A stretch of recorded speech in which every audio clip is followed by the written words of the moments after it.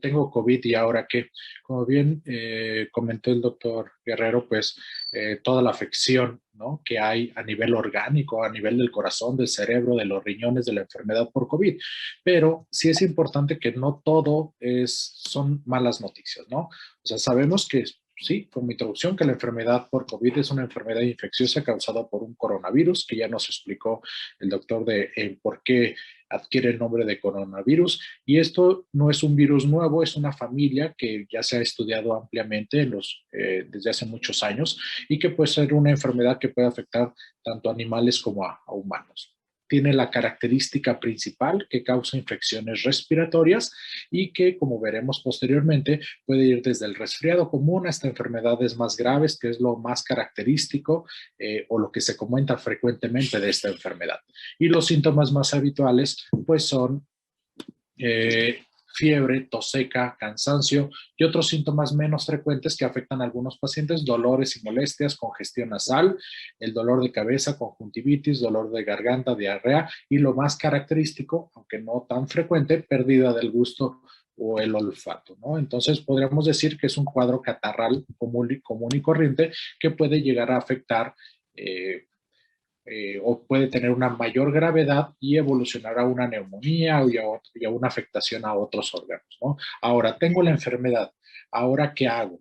Y como comentaba inicialmente, pues no todo son malas noticias, ¿no? O sea, alrededor del 80% de los que contraen la enfermedad se van a recuperar de la enfermedad sin necesidad de tratamiento hospitalario, es decir, van a tener una presentación de un cuadro de una infección de vía aérea superior, un cuadro catarral como el que hemos tenido todos en gripa cuando hay cambios de temperatura, sobre todo en épocas de invierno. Es decir, 80% podemos llegar a tener solamente esta presentación, y lo cual es bueno, ¿no? Ahora, alrededor de 1 de cada 5 personas va a presentar un cuadro grave y va a experimentar dificultades para respirar. Las personas mayores y que padecen enfermedades como hipertensión arterial, problemas cardíacos con enfermedad de las arterias del corazón, problemas pulmonares como enfermedad pulmonar, asma, etcétera, diabetes y otras enfermedades, pues nos van a predisponer a tener cuadros más graves y que tal vez este 80%, si solamente tuviéramos pacientes con estas características, tal vez este 80% pues disminuiría considerablemente. ¿Por qué? Porque tenemos una predisposición de nuestro cuerpo para tener una enfermedad de este tipo. ¿Cuándo debo de buscar atención? Es decir, 80% de las ocasiones no vamos a necesitar atención hospitalaria, pero ¿qué debemos de identificar para asistir con un médico o para asistir a un cuidado para una mayor atención? Sobre todo, principalmente, y como lo sabemos, es dificultad para respirar. Si hay dolor o presión en el pecho, si hay desorientación o incapacidad para despertar, que los labios o la cara se nos pongan de un color azul y cualquier otro síntoma que sea grave o que cause preocupación. Es decir, todos estos síntomas que estamos viendo se enfocan mucho a nivel del aparato respiratorio, es decir, a nivel pulmonar. Si nuestra cantidad de oxígeno está bajando, vamos a tener dificultad para respirar. Si tenemos una gran inflamación de los pulmones por la enfermedad por COVID, vamos a tener dolor o presión en el pecho, que podría ser también por una cuestión del corazón, como bien lo comentaron previamente, que se nos tapa una arteria del corazón, tal vez por la gran respuesta inflamatoria, inflamación que hay por la enfermedad de COVID. Si el oxígeno está bajo, pues nuestras mucosas, nuestra cara se nos va a poner azul porque no tiene oxígeno adecuado, y cualquier otro síntoma que sea grave, por ejemplo, en los pacientes que tienen diabetes, que se administran insulina para mantener adecuados sus niveles de glucosa, pues obviamente puede descontrolarse ese nivel de glucosa y necesitar mayor cantidad de insulina o menor cantidad de insulina, mayor medicamento para la presión, menor medicamento para la presión, y en esos escenarios pues debemos de buscar atención médica, ¿no? No tanto por la enfermedad por COVID, sino por lo que nos está ocasionando dicha enfermedad. Ahora, sí debemos de tener muy en claro que cuando tenemos la enfermedad, sí, no debemos de ser egoístas, sino nada más de pensar en nosotros, en de que nosotros tenemos un 80% de posibilidades de salir adelante. No, también tenemos que proteger a nuestra comunidad, debemos de proteger a nuestra familia. Y por eso, ¿qué debemos de hacer? Debemos de aislarnos. ¿Qué significa aislarse? Y eso es frecuente a veces cuando platico en la consulta con familiares que han tenido, o mis pacientes que han tenido enfermedad por COVID o familiares, ¿no? Y me dicen, doctor, es que, ¿por qué hay, qué significa aislarme? O sea, ¿qué debo de hacer? El aislamiento se produce sobre todo cuando hemos tenido síntomas o cuando hemos tenido o hemos estado en contacto con una persona que ha tenido enfermedad por COVID confirmada. ¿Y qué debemos de hacer? Debemos de quedarnos en casa, no ir al trabajo, a la escuela o a lugares públicos. Obviamente debemos de poner todo esto en un contexto adecuado, de acuerdo a lo que nos dedicamos, a la sociedad, a lo que nos toca hacer como individuos de parte de una sociedad. Es decir, puede ser que si yo soy responsable de mi familia y yo tengo que cuidar a una persona de la tercera edad y a mí me da COVID, pues obviamente pues no será tan fácil para mí aislarme, ¿no? Porque de mí dependen otras personas, pero pues sí tratar de que otra persona tome esa batuta o esa actividad que yo estoy realizando y sobre todo, como se comenta en el tercer párrafo, en caso de necesario de salir, pues mantenernos al menos 1 metro de distancia, como comentaba el doctor Enrique López Mora, y no tocar la superficie con las manos. Es decir, todo encaminado a evitar la propagación de la enfermedad. ¿Por qué? Porque si no tenemos diabetes, no tenemos hipertensión, pues vamos a pertenecer muy probablemente a ese 80% de personas que se van, que no vamos a tener un compromiso importante y que no vamos a requerir hospitalización y mucho menos va a estar en juego nuestra vida. Pero vamos a estar en contacto con personas, con nuestros abuelitos, con nuestros papás que tienen hipertensión, con nuestras mamás que tienen diabetes, con tal vez una hermana o familiares que convivimos en la misma casa y que tienen problemas de tipo cáncer de mama, cáncer de pulmón, etcétera, y que ellos sí son pacientes en riesgo para tener una enfermedad grave. Si estamos en una... Doctor, Dígame. perdón, soy una seguidora. Es que si se pudiera acercar más a su dispositivo o a su micro, porque de repente perdemos su audio. Sí, ¿listo? ¿Me Gracias, escuchan bien a doctor. este nivel? Ahí Sí, está sí, bien. sí. Sí, perfecto, de acuerdo. Por ejemplo, si vivimos en una casa donde somos parte de una familia donde tal vez, en mi caso, yo soy la persona que tiene la enfermedad por COVID, ¿qué sería lo ideal?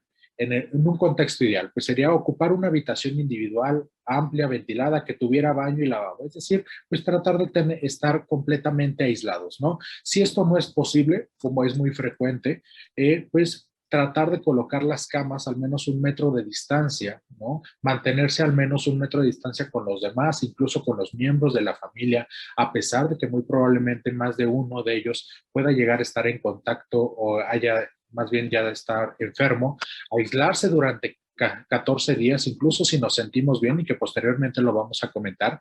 Y si tenemos dificultades para respirar, siempre tener a la mano el contacto de nuestro médico de cabecera, de nuestro centro de salud o de acuerdo a la actividad local del sistema de salud que tengamos, de buscar ayuda, ¿no? Y casi siempre es el médico de confianza que nos ha visto por ciertas enfermedades o sobre todo tener el contacto de un familiar en el que nos pueda ayudar a realizar ese contacto.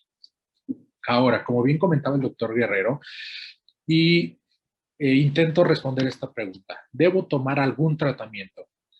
En lo personal, y eso se los digo muy a mi título personal, cuando yo tengo mis pacientes que veo por hipertensión, por enfermedades del corazón, que es a lo que yo me dedico, siempre yo tengo una muy buena comunicación y muy buena relación con mis pacientes y ellos tienen la confianza siempre de mandarme un mensaje de WhatsApp, les contesto y los oriento. No puedo ser el súper especialista de todas las áreas, pero los puedo orientar. Y lo que yo les comento a mis pacientes, si usted quiere que yo lo vaya orientando en cuanto a la enfermedad por COVID, por la experiencia que he tenido, o sea, me debe de hacer caso en cuanto a el tratamiento que debemos de llevar. ¿Por qué? Porque para uno como médico, y el doctor Guerrero no me dejará mentir, y al doctor López Mora también, es muy frustrante a veces de que lo vemos en la consulta o lo vemos por videoconferencia a nuestros pacientitos y vemos que en la receta tienen medicamentos de tipo ivermectina, tienen medicamentos de tipo antibiótico, de 2 o 3 o 4 antibióticos, esteroides, etcétera. Y eso realmente no está demostrado en ciertos contextos, sobre todo en la atención del paciente ambulatorio, del paciente que no está hospitalizado, que sean medicamentos benéficos. Al contrario, o sea, se ha demostrado que algunos medicamentos de esos son tóxicos, sobre todo para el corazón y para el hígado. Entonces, y con eso respondo esta pregunta. ¿Debo tomar algún tratamiento? Pues la OMS no recomienda automedicarse con ningún fármaco, incluidos los antibióticos. Los antibióticos se dan para enfermedades bacterianas, no se dan para enfermedades virales. Y el tratamiento enfocado a los síntomas siempre debe ser recomendado por un médico. Si tenemos dolor de cabeza, nuestro médico cuando nos valore nos va a decir, ok, es un dolor de cabeza tal vez por toda la inflamación que hay, por la enfermedad, por la incomodidad, por el estrés, etcétera. Voy a dar un medicamento para ese dolor de cabeza. Tengo dolor en la espalda, ok, puede ser un poco de tensión, etcétera. El médico lo va a valorar y va a decir, bueno, voy a dar este medicamento relacionado a los síntomas. Por lo regular, en pacientes ambulatorios, el tratamiento debe de ser enfocado solo y únicamente a los síntomas, ¿no? Y eso es por eso que debemos de tener una adecuada comunicación con nuestro médico. ¿Qué hago si tengo otras enfermedades? Principalmente, continuar con el tratamiento de las enfermedades que padecemos. Es decir, como ya lo comentó el doctor Guerrero, pues inicialmente, recuerdo como en abril, mayo del año pasado, de acuerdo al mecanismo por el cual el coronavirus entraba a nuestro cuerpo por medio de los pulmones, por ciertos receptores que se veía que eran ciertos receptores donde los medicamentos para la presión hacían su efecto. Entonces el sentido común decía, pues de que si esos medicamentos actuaban a nivel de esos receptores, pues no deberíamos de usar esos medicamentos, ¿no? ¿Por qué? Pues porque tal vez podríamos propiciar mayor enfermedad, ¿no? O mayor gravedad. Y ya se demostró posteriormente a los 2 meses, 3 meses, las principales asociaciones o instituciones que se dedican a la enfermedad del corazón a nivel mundial sacaron una posición acerca de estos medicamentos y donde decía que hay que tomar el tratamiento que nuestro médico diga que es el adecuado para la hipertensión arterial, incluyendo diabetes mellitus, problemas de las arterias del corazón, enfermedades neurológicas o psiquiátricas. Es algo muy frecuente que a veces los pacientes suspenden los tratamientos porque pueden pensar que es contraproducente por la enfermedad por COVID que están sufriendo en ese momento. Pero al contrario, si tenemos bien controlada nuestra presión arterial, tenemos bien controlada nuestra diabetes, bien controlada los problemas de las arterias del corazón, etcétera, debemos de seguir tomando nuestros medicamentos, a no ser que nuestro médico nos diga lo contrario, ¿no? Entonces, eso es muy importante. ¿Por qué? Pues porque, como bien sabemos, 80% vamos a tener una enfermedad leve, pero tal vez si no continuamos con nuestro tratamiento para otras enfermedades, pues lo que va a condicionar es que pues, la enfermedad por COVID no nos va a dar tantos problemas, sino más bien lo que nos va a dar problema es el descontrol de las presiones o el descontrol de las enfermedades que ya padecíamos previamente. ¿Cuándo termino el aislamiento? Esto continuamente se modifica, ¿no? De acuerdo a las investigaciones, sobre todo que dictan la Organización Mundial de la Salud, pero de forma muy general se comenta que 10 días después de que comenzaron los síntomas disminuye una posibilidad considerable de transmitir el virus, que tengamos 24 horas sin fiebre y sin tomar medicamentos para reducir la fiebre y si los demás síntomas van mejorando. Y considerar también que pues, la pérdida del gusto y del olfato puede durar por semanas o meses después de la recuperación y no necesariamente necesitamos que esto se regenere o se recupere para terminar el aislamiento, ¿no? Y como comentaban, pues existe infinidad de vacunas que ya afortunadamente ahorita están llegando al país y sobre todo a Latinoamérica y cada día 3, 4 pacientes me mandan mensajes, sobre todo en la última semana donde ya pacientes ya cada vez se están vacunando más y la pregunta frecuente es, doctor, yo tengo tal enfermedad, me pusieron una mallita en el corazón porque me infarté hace 3 años, me va a tocar esta vacuna, ¿me la puedo poner? Y como bien comentaban previamente, no hay una contraindicación absoluta en la cual por cierta enfermedad del corazón nos diga que no seamos candidatos para tener alguna vacuna en particular, ¿no? O sea, realmente hay que vacunarnos. De todos modos, también hay un checklist, ¿no? Una lista donde la persona que nos va a vacunar nos van a hacer ciertas preguntas y ellos van a decidir si somos candidatos o no para la vacunación. Y como forma, para concluir, yo me quedaría con estos 9 puntos en cuanto si tenemos COVID y ahora qué.